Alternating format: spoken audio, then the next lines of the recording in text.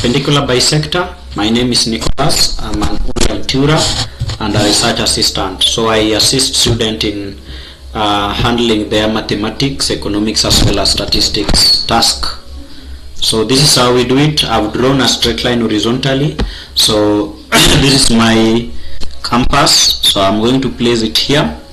Then from there I will make sure that I lock it. So let me lock it and make an arc. So I'm going to make an arc here. Perfect. After making an arc there, then I'm going to move again and make an arc on the other end. So I'm going to make an arc here again on this end. So let me make it. Perfect. I've made that arc. That's okay.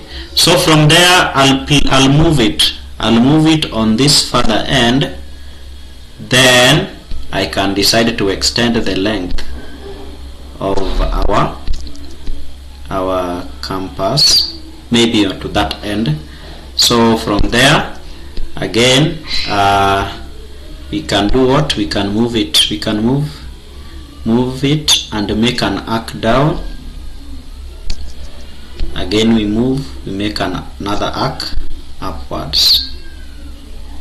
So after doing that, again I'm going to move this compass on this end and make an arc. I'm going to make an arc downwards so that it meets that particular arc I made there. I'm going to move up again. So I'm going to make an arc so that it meets the previous arc that I made before. Now I can decide to move it totally. I can decide to move it outwards. Yes. So from there I'm going to draw a straight line joining just a moment, let me undo, joining this point to this point, joining that point to that point. Yes. So that is it. Then from there you have your perpendicular bisector. So how do we now understand the concept of bearing? The concept of bearing requires the concept of perpendicular bisector. So I can use this particular protractor now. Then because I have the knowledge that when measuring bearing we normally measure it from north to south in clockwise direction. So this is how I place my protractor. I place my protractor along that particular line that I have just made. Just going to place my protractor along that line, perfect, that I've just made. So that is it. So assuming you have been asked to find the bearing of that point to this point that I'm going to make, to this point, maybe to this point, that particular point, but I'm going to make it more, at least for it to be a bit straight line.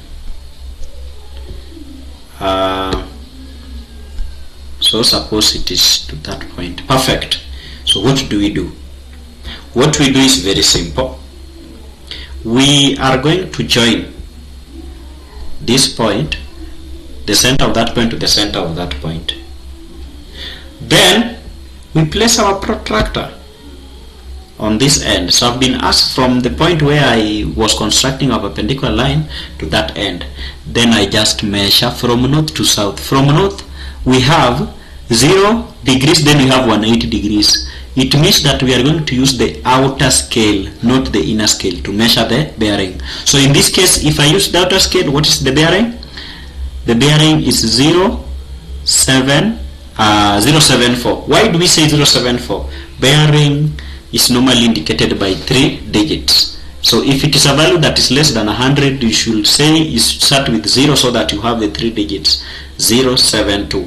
That is called true bearing. But how about the compass bearing?